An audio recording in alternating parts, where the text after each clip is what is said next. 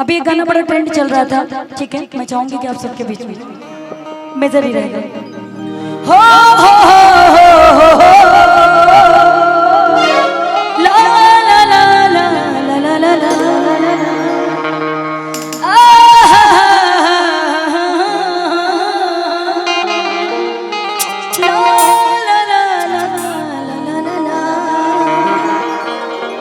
एगो लड़की ए पतर की है ना। अच्छा हाई केकरा केकरा निमन लागत है बता दी।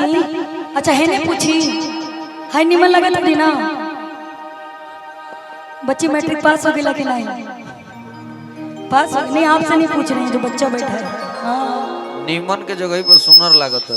अच्छा सुना सुना हमरा सुना दिलो छुना ठीक लागत है ना। ए मुस्कान जी है ने आई नहीं। अच्छा हाई केकरा केकरा लगत रे तो हर गांव बा आयो दत्त, लेकिन यार तू कमरिया कमरा को घलू है मेंटेन रखा। आई मुस्कान जी कहत रे तो हर नाम कम बहु खुशी खुशी। इनको देखकर इसीलिए कितने लोगों के चेहरे पे खुशी आ जा रही है। खुशी तो एकदम वाली एकदम दुखी आज तहरा से हमरा से दुखी खबर है। तहरे से दुखी बने आई हो दिल दे दानी लेला दिलदार सवरिया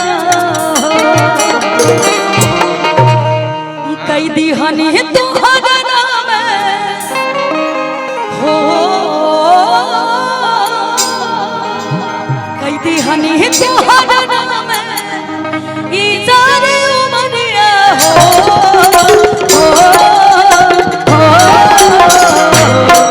दिल दे दानी लेला दिल दे दानी लेला दिलदार सवरिया